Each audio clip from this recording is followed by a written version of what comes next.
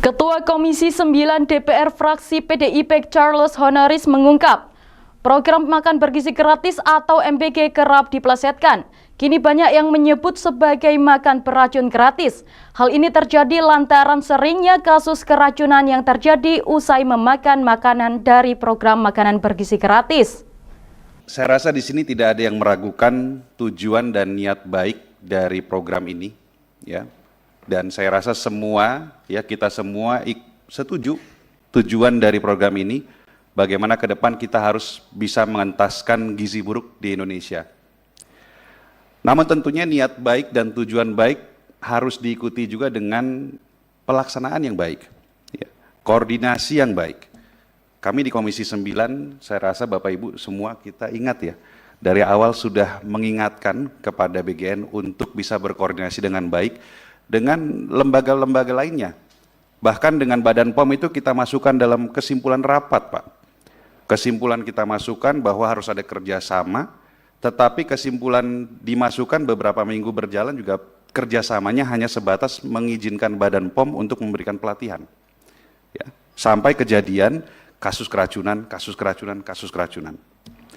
Nah sekarang ini kan kalau saya lihat dari press conference yang terjadi kemarin yang dipimpin oleh Pak Menko, sepertinya sudah ada kesepakatan, ada kesepahaman bahwa lembaga-lembaga ini harus bisa bekerja sama dengan baik untuk memastikan program ini bisa sukses.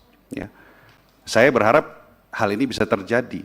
Walaupun kalau kita lihat hari ini saja angka keracunan pangan, angkanya aja nggak bisa sepakat, Pak. Angkanya Kemenkes 9.492, angkanya Badan POM 9.089, angkanya BGN 6.457. Ya, angka aja nggak bisa seragam. Oh mohon maaf, kalau dari BGN bukan keracunan makanan lagi, tapi terminologinya apa tadi? Gangguan pencernaan. Oh ya mohon maaf. Jadi ya saya berharap itu. Kalau kerjasama tidak bisa dibangun dengan baik, maka public trust terhadap program ini akan semakin turun, Pak. Saya rasa kita semua punya media sosial ya.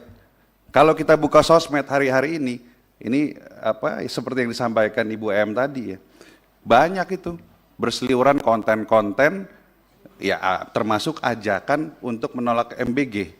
Ini buat saya sangat-sangat menyedihkan.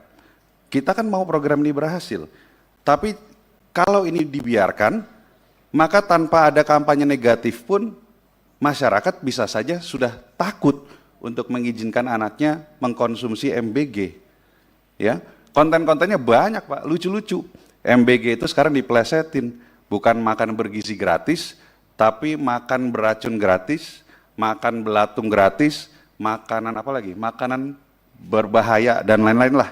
Pak Dadan ini lumayan populer loh Pak sekarang di media sosial. Fotonya banyak beredar gitu kan, ada teksnya Kepala BGN ahli serangga, makanya bisa ada belatung gitu kan di nasi MBG. Lucu-lucu. Tapi ini sedih, saya sedih melihat ini. Ya. Jadi harus ada hal besar yang dirubah, harus ada langkah-langkah besar yang dilakukan untuk bisa mengembalikan kepercayaan publik Pak terhadap program MBG ini. Oke, yang pertama dari saya, untuk Pak Menkes, saya menyimak apa yang Bapak sampaikan terkait dengan SLHS, ya, bahwa Kementerian Kesehatan akan mempercepat proses SLHS. Ini bagus sih, sebetulnya buat saya bahwa ada keinginan untuk memastikan semua dapur sekarang punya SLHS. Tapi kalimatnya Bapak ini membuat saya juga menjadi was-was. Mempercepat jangan sampai mengurangi kualitas, Pak. Saya punya 2 dokumen nih, Pak. Ya. Yang pertama adalah Inspeksi Kesehatan Lingkungan SPPG, ini yang dikeluarkan oleh Kemenkes, dan juga Inspeksi Kesehatan Lingkungan yang biasa digunakan untuk jasa boga. Dan 2 dokumen ini ternyata tidak sama. Banyak yang kalau dalam industri makanan biasa itu ada, kalau untuk SPPG dihilangkan, tidak ada. Contoh, persyaratan tentang sistem drainase di area luar bangunan, lalu persyaratan teknis lah, banyak sekali teknis, penggunaan APD, pencahayaan ruangan terdapat tempat sampah di penyimpanan umum, lalu pencucian peralatan terpisah dengan area dan lain-lain dan lain-lain. Jadi banyak yang ada di industri makanan atau di dapur pada umumnya, tetapi kenapa SPPG tidak ada hal-hal yang seperti ini? Gitu. Jangan sampai kualitas dari SLHS yang dikeluarkan diburu-buru dan juga akhirnya dibuat lebih lebih tidak ketat ya, sehingga ke depan bisa saja keracunan terjadi kembali. Karena apa, Pak? Saya hari-hari ini kok merasa seperti kembali ke zaman pandemi Covid, Pak. Kalau dulu itu kita melihat setiap hari nungguin angka yang bertambah setiap harinya terkena infeksi Covid berapa banyak. Hari-hari ini, setiap hari kita nungguin, hari ini kejadian keracunan di mana lagi?